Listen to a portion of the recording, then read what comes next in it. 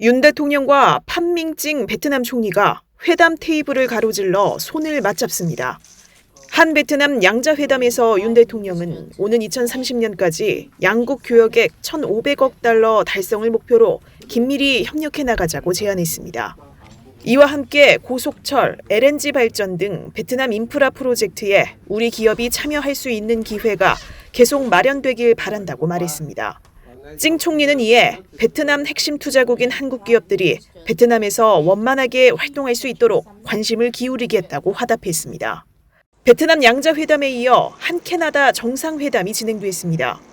쥐스탱 트리도 캐나다 총리와 지난 7월 나토 정상회의 계기 회담 후 석 달 만에 만난 윤 대통령은 양국의 국방, 방산 분야 협력 확대를 주제로 의견을 나눴습니다. 한국과 캐나다가 내년에 각각 에이펙 의장국, G7 의장국인 만큼 양국 글로벌 협력에 시너지 효과를 낼 방안도 이번 회담을 계기로 논의됐습니다. 지난달 취임한 태국 팻통탄 친나왓 신입 총리와는 첫 정상회담이 이뤄졌습니다.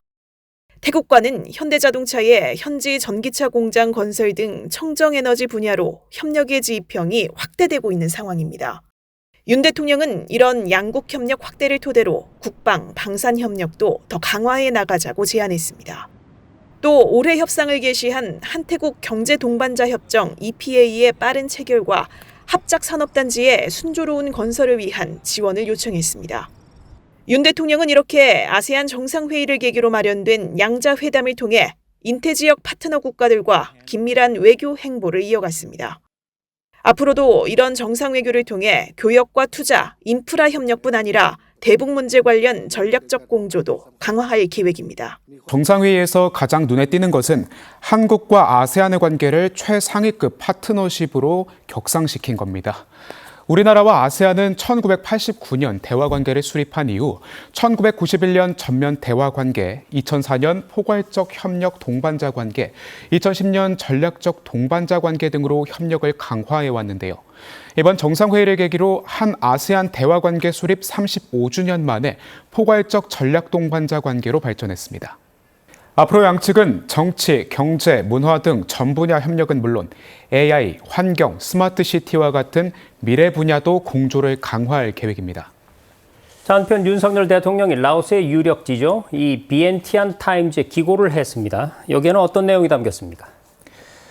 네, 윤 대통령은 한 아세안 포괄적 전략 동반자 관계 격상을 두고 평화, 번영, 상생을 위한 미래 동반자로서 새로운 35년을 함께 일궈나가길 기대한다고 전했습니다. 또 윤 대통령은 지정학적 복합 위기가 교차하는 중대한 변곡점을 맞았다며 한국과 아세안은 영내 평화와 안정을 위한 공동의 노력을 지속해야 한다고 강조했습니다. 아울러 윤 대통령은 한국과 아세안의 활발한 교류 현황을 짚었습니다. 양측이 1989년 대화관계 수립 이후 교육이 23배, 투자가 80배, 인적 교류가 37배 증가했다는 겁니다. 그러면서 윤 대통령은 한국은 아세안이 지역 간 연계성을 강화하는 데 든든한 동반자가 될 것이라며 2028년까지 3천만 달러가 투입될 한 아세안 디지털 혁신 플래그십 등 각종 협력 사업을 열거했습니다. 아울러 윤 대통령은 아세안 의장국인 라오스와의 관계에 대해서도 내년 재수교 30주년을 계기로 양국 관계의 폭과 깊이가 더욱 심화되길 바란다고 말했습니다. 미국과 일본 등 26개 주요국 국채가 편입돼 있는 세계 국채지수. 채권 투자로 장기적이고 안정적인 자금을 굴리려는 세계 기관 투자자들이 추종하는 채권지수로 세계 3대 채권지수 중 하나입니다. 우리나라가 세계 국채지수에 편입됩니다. 2022년 관찰 대상국 등재 후 네 번째 도전 만에 얻은 성과입니다.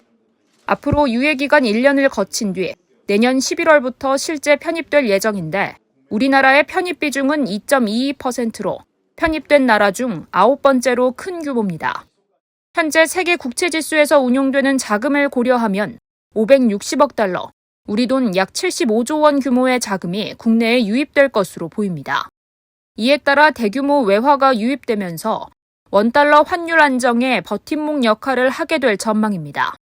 또 우리 국채에 대한 수요 증가로 채권금리가 낮아지면 시중 회사채, 은행 대출금리 상승 압박도 잠재울 수 있을 것으로 보입니다.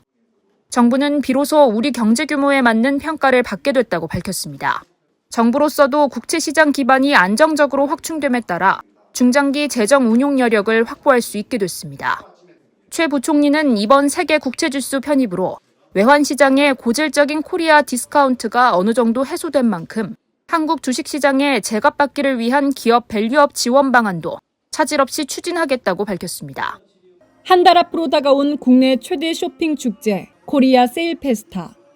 매년 내수 경제 확산의 마중물 역할을 하며 국민의 장바구니 부담을 더는 축제로 자리 잡고 있습니다. 올해로 9번째를 맞는 코리아 세일 페스타에는 역대 최대 규모인 2,600여 개의 업체가 참여합니다. 특히 올해는 여행 분야인 리조트와 테마파크 할인 상품이 처음으로 참여해 소비자들의 눈길을 끌 전망입니다. 지자체의 참여도 이어질 예정인데 지역의 영세상인과 중소기업 참여뿐 아니라 지역의 축제, 관광 상품과도 연계한 홍보와 할인 행사도 펼쳐집니다. 정부는 올해 축제가 최대 규모 참여, 최대 매출 달성의 성과를 거둬 내수 확산의 디딤돌이 될 수 있도록 범부처를 아우르는 역량을 모을 것이라고 강조했습니다. 이런 가운데 사회로 복귀한 군인에 대한 지원을 강화하기 위한 계획도 밝혔습니다. 우선 제대 군인의 군 복무 경력이 공공부문에서 인정받을 수 있도록 법령을 개정해 의무 복무 기간에 대한 호봉과 임금 산정을 의무화할 방침입니다. 군 복무자를 위한 국민연금 제도도 개선되는데 군 복무 기간 중 6개월만 연금 가입 기간으로 인정해주던 것을 전체로 확대하기로 했습니다. 이와 함께 지난 2월 개통한 이지 행정심판 서비스를 누구나 쉽게 이용할 수 있도록 조세와 소청 등 다양한 분야의 행정심판 빅데이터를 학습한 AI를 개발하고 챗GPT 법률 상담 서비스도 제공할 방침입니다. 한때 한국 최대 석탄 생산지로 이름 높았던 강원도 태백. 광산업 흥행에 힘입어 1987년 인구 12만 명을 넘겼습니다. 하지만 1989년 석탄 합리화 정책 이후 인구가 계속 줄어 지금은 시단위 중 인구가 가장 적은 상황에 놓였습니다. 이에 정부가 폐광 지역 경제 활성화 방안 모색에 나섰습니다. 태백시는 장성광업소 부지에 청정 메탄올을 제조하는 미래자원 클러스터 조성 계획을 세운 상황. 기획재정부의 예비 타당성 조사 심사가 진행 중인 가운데 행정안전부는 지역 경제의 활력을 되찾기 위한 대체산업 육성에 노력을 아끼지 않겠다고 밝혔습니다. 석탄 채굴 과정에서 섞여 나오는 경석을 신소재로 활용하기 위한 기술 개발 지원에도 나섰습니다.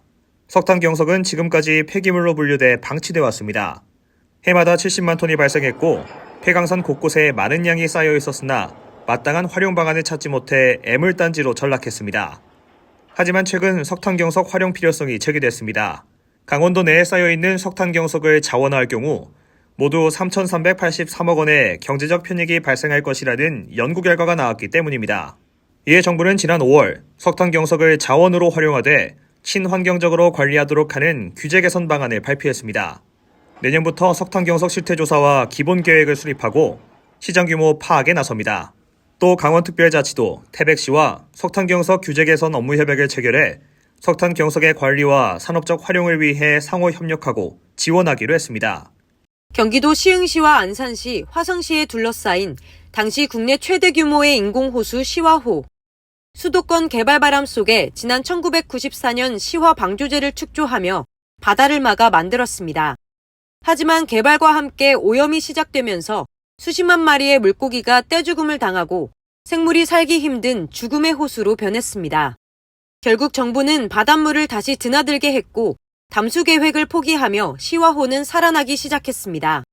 시화호 조성 30주년을 맞아 정부와 호수를 둘러싼 3개의 지자체는 앞으로의 30년을 위한 시화호 발전 전략 마스터 플랜을 발표했습니다. 시화 멀티 테크노밸리 인근 미개발 유보지의 개발을 위한 기본 방향을 수립하고 송산 그린시티와 대송지구를 생태축으로 연결하는 통합 연계 방안을 마련합니다. 또한 송산 그린시티 남쪽의 산업용지도 2배 수준으로 확대합니다. 시화호 주변 지역의 교통 개선을 위해 평택 시흥 고속도로를 확대하고 수도권 제2순환 고속도로를 건설하는 등 서울 인천과의 접근 시간을 1시간으로 단축합니다. 한편 주요 에너지 공급원인 조력발전뿐만 아니라 태양광, 해상풍력 등으로 에너지 생산 능력을 확대해 재생에너지 100% 사용을 실현합니다. 이외에도 정부는 시와호 인근 지역이 친환경적 도시의 본보기로 자리매김할 수 있도록 저탄소 사업과 생태보건 등을 적극 지원할 것이라 밝혔습니다. 푸석푸석한 머릿결 개선에 도움을 주는 헤어 트리트먼트, 샴푸 다음으로 많이 쓰는 대표적인 헤어 케어 제품인데요. 소비자원이 헤어 트리트먼트 10개 제품을 시험 평가해보니 제품 간 모발 개선 성능에 차이가 있었습니다. 제품별로 보면 케라시스 어드밴스드 리페어 앰플 헤어팩과 펜틴 프로V 씻어내는 트리트먼트가 엉킴, 보습 개선 성능이 모두 우수했고요. 밀크 바오밥 세라 트리트먼트 화이트 머스크는 발림성, 매끄러움 등의 항목에서 가장 높게 평가됐습니다. 10ml당 가격은 밀크 바오밥 트리트먼트가 116원으로 가장 저렴했고 CMK의 모로칸 오일 헤어 마스크가 2,600원으로 가장 비싸 최대 22배 차이가 났는데요. 소비자원은 트리트먼트 안전성과 표시사항은 전 제품이 기준에 적합했다며 소비자 24를 통해 구체적인 비교 정보를 확인할 수 있다고 밝혔습니다. 현대 소나타, 기아 포르테 등 제작 결함이 발견된 10개 차종이 자발적인 리콜에 들어갑니다. 현대 소나타 등 2개 차종과 기아 포르테 등 4개 차종은 에어백 제어 장치 설계 오류가 발견돼 11일부터 시정 조치가 시작되고요. 기아 EV9은 전자식 브레이크 소프트웨어 오류로 원격 제어 주차 기능에 문제가 생겨 이미 시정 조치를 하고 있습니다. GM 아시아 퍼시픽, 한국 GM 에스컬레이드 등 3개 차종도 제동액이 부족하면 경고등이 켜지지 않는 결함이 확인돼 리콜 진행 중입니다. 내 차가 리콜 대상인지 어떤 결함이 있는지 알고 싶다면 자동차 리콜센터 누리집에 접속해 보시기 바랍니다.